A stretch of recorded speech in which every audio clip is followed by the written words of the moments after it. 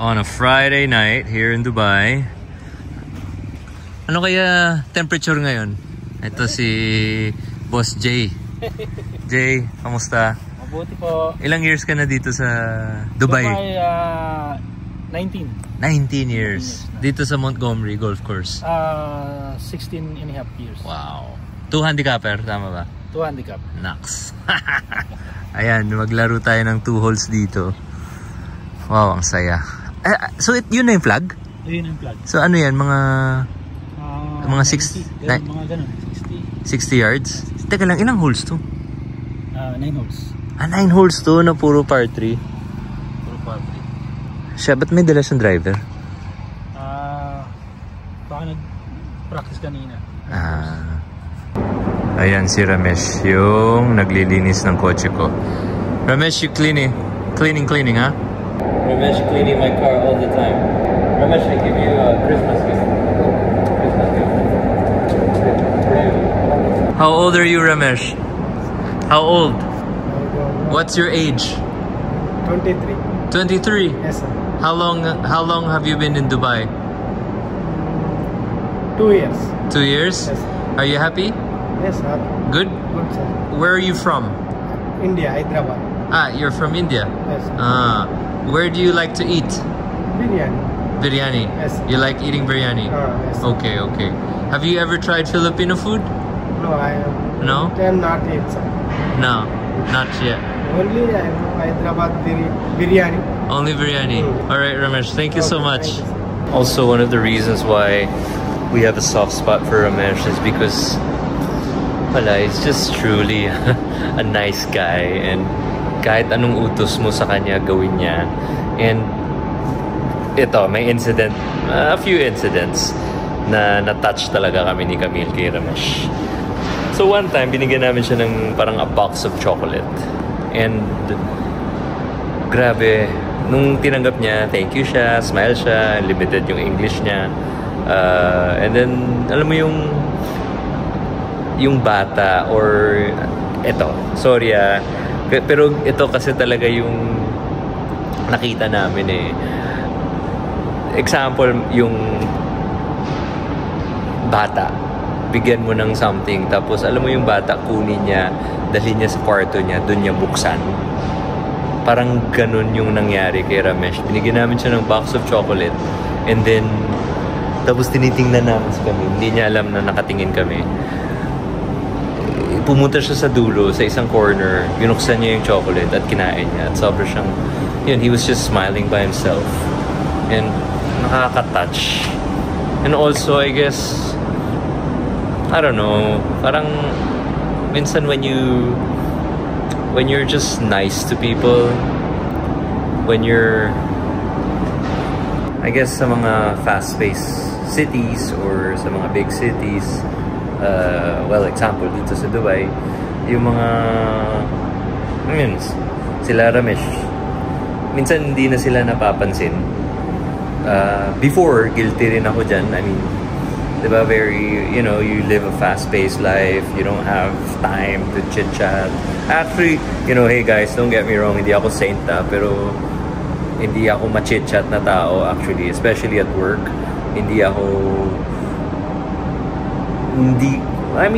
I say hi, pero wala akong small talk with my staff. I have big talks. I don't have like these little, kamusta araw mo today? Wala akong ganun. Kasi we're at work. Pero when we sit down, we really sit down and, we talk and, I try to mentor them. I try to guide them. Going back with sila Ramesh, yun naman, baliktad.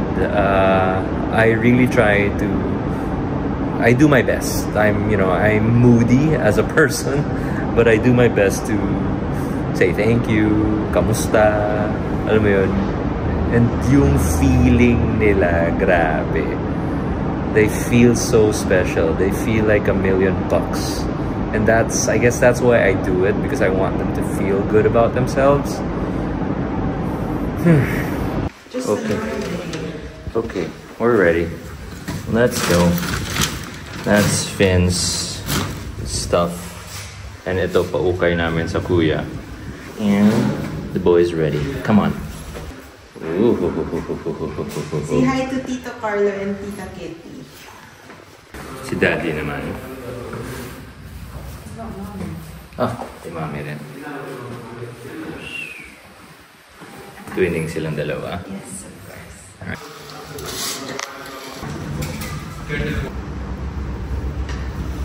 We're off to Kuya to check on the restaurant and meet Camille's cousin. Yesterday or last night, shout out sa kanila Kuya Jay and Kuya Alan of Montgomery. Hey brother.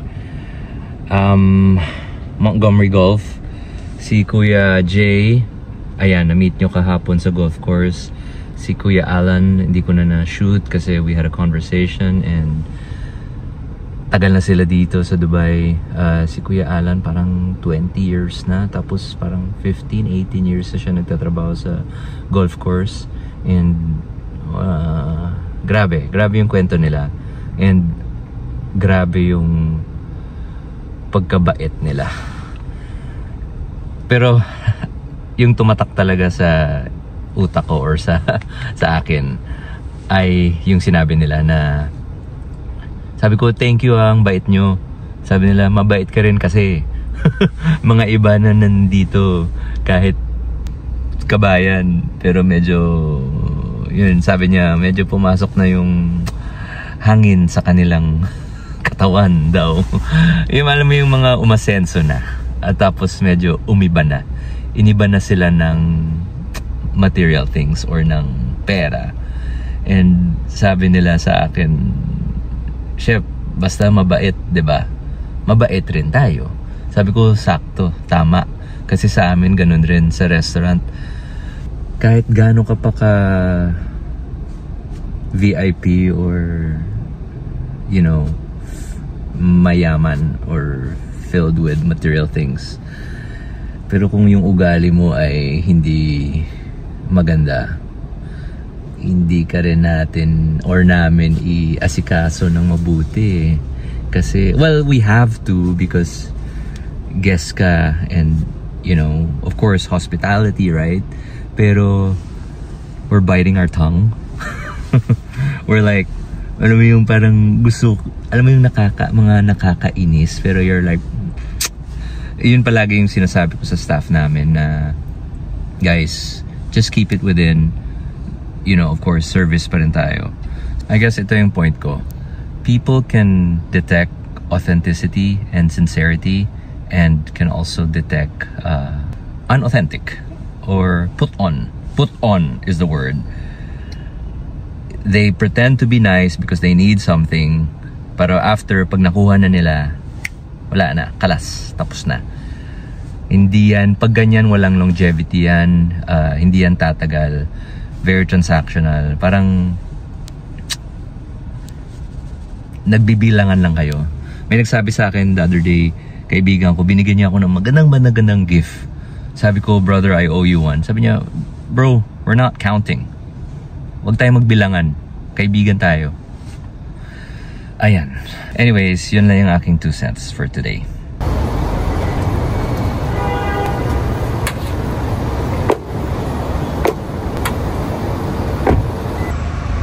So quick pit stop tayo dito sa Pitfire.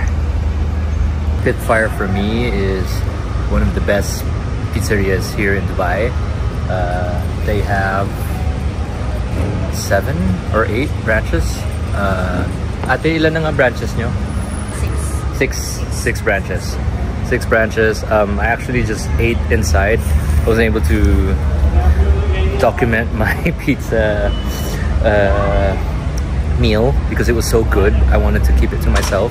Yung dahilan na nag-i-English ako ngayon is because if Michelle, if you're gonna watch this, I just want to say what you've done with your brand is amazing. Like 6 branches and... Sorry po, excuse me. Total 8 po pala kasi we have a new central kitchen and cluster as well. Total 8.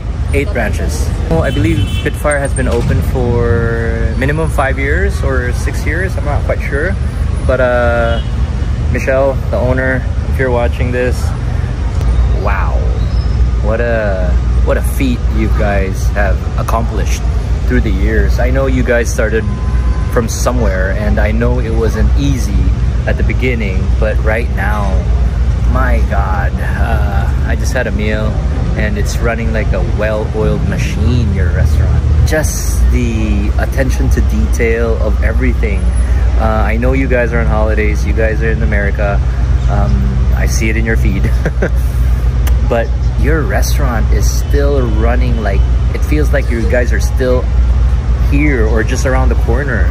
And your staff, they're so nice. Such a good energy. You can feel it with the people working, that they're happy working here. And when people are happy working for you or for us, then you have a better experience. The reason why I didn't vlog, ay ate, yeah, pasok tayo.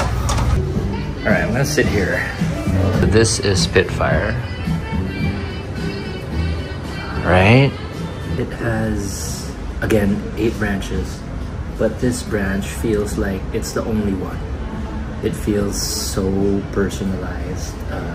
Everything. Look at that. This is what I'm saying. Oh, sorry. This is the staff's laptop. The attention to detail of every table. The artwork. The cleanliness. Hello, hello. Kamusta? Kamusta? Okay, magtagalog na tayo. Anyways, ang galing. Kakasabi ko lang na sobrang ganda ng energy nyo dito. Ilang years ka natin nagtatrabaho dito? 2 years. 2 years na. 2.5 po. 2.5. Ayun si Kuya. Halika, halika. Oh, yeah. Palabasin mo, palabasin mo. He's our chef also. So he's our chef Paul. Hi, Chef Paul. Kamusta? How are you? Ilang years ka na nagtatrabaho sa Spitfire? 3 years. 3 years. Sarap, sarap. Very good. Really. It hit the spot. Have it. How's the food, sir? How's our pizza? It's not good. It's great. Thank you, chef. Alright. Thank you, guys. Ayan, ito yung pizza nila. 2 slices ako. And then, nagsalad ako. Kasi nagkukunwari na... Hindi, actually, yung goal ko for New Year is... Gusto ko pumayat ng konti. Para healthy ako para sa aking anak. Ayan. A few years from now, ganyan na si Finn. Anyways, Michelle, thank you so much for this beautiful, beautiful brand that you guys have. And thank you so much for taking care of our people. Amazing. So people of Dubai, if you guys want really, really good pizza, that is sort of like, I asked Michelle one time, is it Neapolitan or New York? She said it's their style. Sa-take out ko na lang. Thank you. Isa, last ko lang. Isa rin napansin ko dito sa mga taga-Dubai or mga lumabas ng bansa natin is that... Can we take a picture now? Yeah. Sige. I guess yung Pilipino sobrang galing mag-adapt. We adapt so well. That is one of our biggest trait, and because of that, we excel in our workplace. So, mabuhay mga Pilipino. Tandaan nyo na kahit malayo tayo at malungkot minsan, or hindi, minsan, medyo palagi rin kasi malayo at mag-isa di ba? Pero tandaan nyo na lang yung ating mga strength, kasi yun yung magpapalakas sa atin para matawid natin yung ating asset, which is yung ating pagka-Pilipino. Ayun na mga Pilipino. Hello. Oh, look at that. Hi, sir. Hello. Oh, dami pala. Happy New Year, sir. Happy New Year, Chef. Happy New Year. Happy New Year. Happy ba? Happy. Happy. Kahit malayo, happy pa rin, ano? Oh, ayan. Sige, mo, yung ngiti ng Pilipino, hindi talaga. Priceless talaga. Yun yung mata natin ay nagninining or nagtutubig. Pero nakangiti pa rin. Yan ang tumatay blabo ko. Di, totoo, di ba? Yun yung nagpapalakas sa atin eh. No, totoo. Grabe. At saka dahil sa inyo, nagbago yung mood ko kanina. Di ba, di ba ate? Medyo ganun, medyo matamlay. Tapos pizza lang pala at serbisyo ang katapat. Salamat, salamat. Thank you. Sa mga nagtatanong, cap from Gordon Miller, shirt from actually Gordon Miller as well. Corduroy pants, I don't know from where, from Ukay Ukay I think, and then Air Max that I got here in Dubai.